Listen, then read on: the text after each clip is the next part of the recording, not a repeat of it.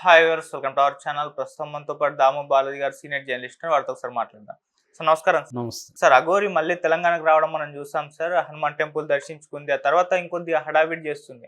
అయితే ఇప్పుడు ఆమె ఒక శపథం పూనుకుంది. అది కూడా రేవంత్ రెడ్డి గారిని సీఎం సీట్ నుంచి దించేంత వరకు నేను ఈ తెలంగాణ వదిలి పోలేను, ఇక్కడే తాంత్రిక పూజలు చేస్తానని చెప్పినట్టుగా వార్తలు అయితే వినిపిస్తున్నాయి సార్. నిజంగా మరి సీఎం రేవంత్ రెడ్డి గారిని దించడానికి మరి తాంత్రిక పూజలు చేస్తుందా, మరి ఇక్కడేమన్నా తెలంగాణలో గొడవలు సృష్టించే ప్రయత్నాలు ఏమన్నా చేస్తుందా అన్న చర్చ కూడా జరుగుతుంది సార్. మీరేం చెప్తారు సార్ దీని గురించి?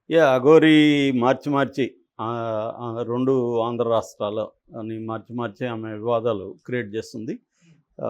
మొదట్లో యాక్చువల్‌గా ఆమె ఆహ్, లడ్డూ వివాదం టైంలోనే తిరుమలకి రావడం.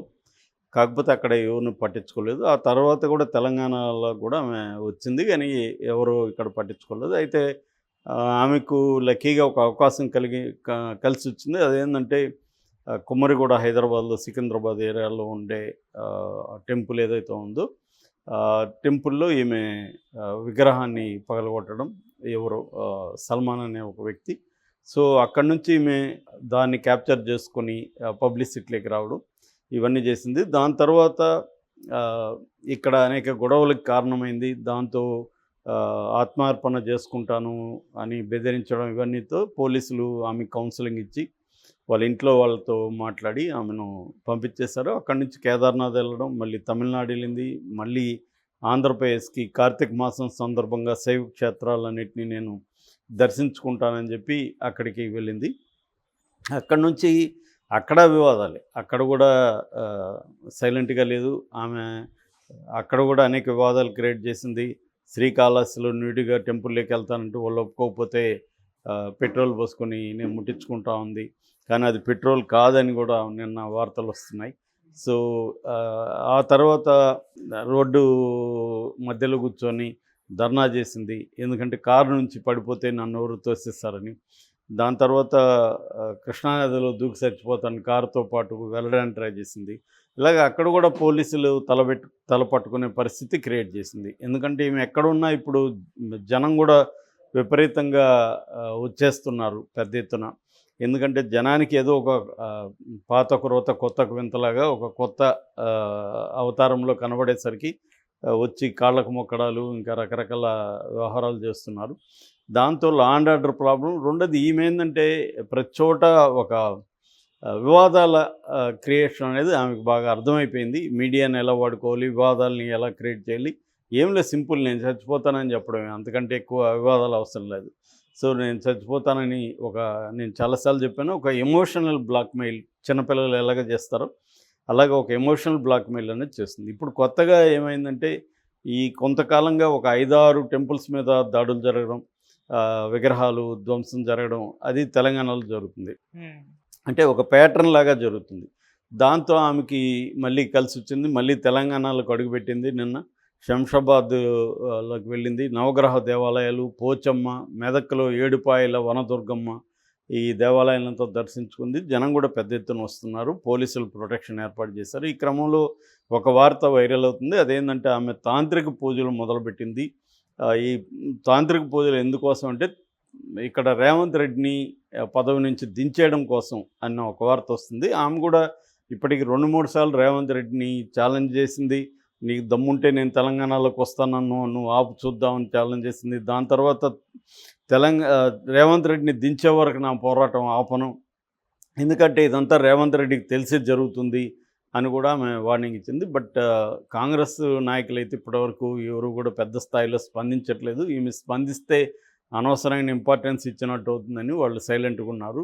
సో పోలీసుల స్థాయిలోనే ఈమెను డీల్ చేస్తున్నట్టుగా మనకు కనబడుతుంది. సో ఇప్పుడు పోలీసులు ఈమెను ఒక 6 నెలల పాటు బహిష్కరించాలి అన్న ఆలోచనలో ఉన్నట్టుగా తెలుస్తుంది. ఎందుకంటే గతంలో కూడా కత్తి మహేష్ను, ఇంకొక స్వామిని అలాగ బహిష్కరించారు. అలాగా ఇప్పుడు కూడా ఎందుకంటే ఇది న్యూసెన్స్ లాగా తయారైంది, రోజుకొక గొడవ క్రియేట్ చేస్తుంది.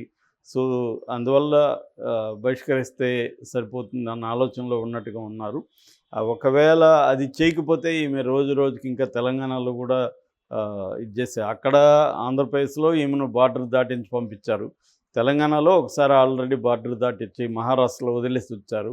అయినా మళ్ళీ ఆమె వచ్చిందంటే ఆమెకి వివాదాల నుంచి బయటకు పోవడం ఇష్టం లేనట్టుగా కనబడుతుంది. నిజానికి టెంపుల్స్ దాడులు అనేవి బీజేపీ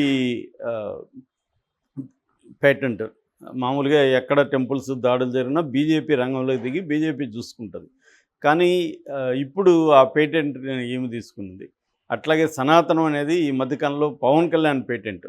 దాన్ని కూడా ఈమె తీసుకుంది. ఇప్పుడు ఆమె 2 డిమాండ్లు ప్రధానంగా చేస్తుంది. ఒకటేమో సనాతన ధర్మం కోసం నేను పోరాడతానని ఒకటి చెప్తుంది. రెండోదేమో మహిళల భద్రత. ఈ 2 చెప్తుంది. ఇందులో మహిళల భద్రత అంటే అందరికీ అర్థమవుతుంది.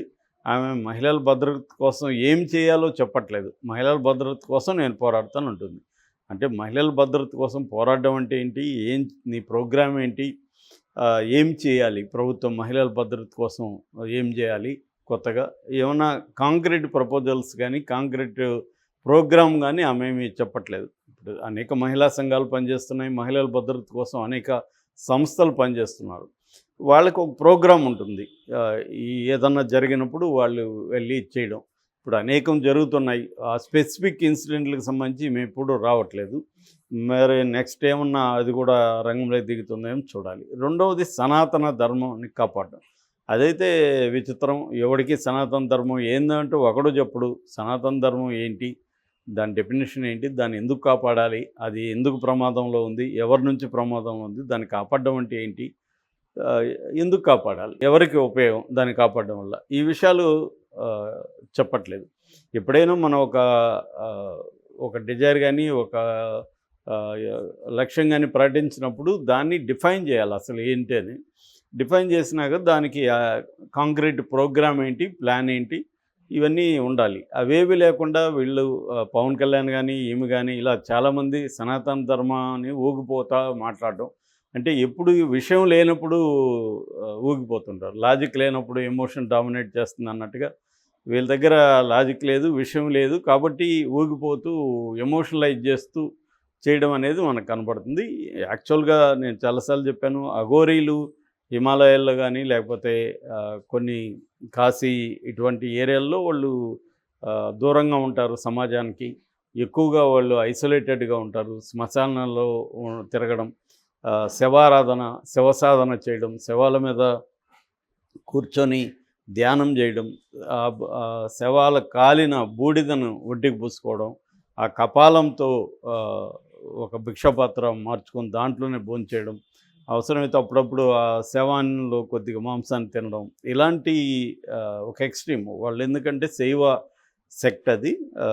ఇది 17th సెంచరీలో కోడిఫై అయింది. యాక్చువల్గా 7th 8th సెంచరీ నుంచి ఈ కాపాలికలు, కాలాముకాస్ అనే పేరుతో వీళ్ళు ఉన్నట్టుగా మనకు హుయాన్సాంగ్ కూడా రాశాడు. దాని తర్వాత 17th సెంచరీలో బాబా కేనారాం దీన్ని ఆర్గనైజ్ చేశాడు. సో ఆ కాంటెక్స్ట్లో అక్కడి నుంచి ఇదొక సెక్ట్ లాగా, అఘోరీ సెక్ట్ లాగా ఏర్పడి వాళ్ళకి కొన్ని రూల్స్ అవన్నీ ఫామ్ అయినాయి. సో అట్ల నుంచి గురు పరంపర కూడా వస్తుంది. ఇప్పుడు సిద్ధార్థ అనే ఒక గురువు ఉన్నారు.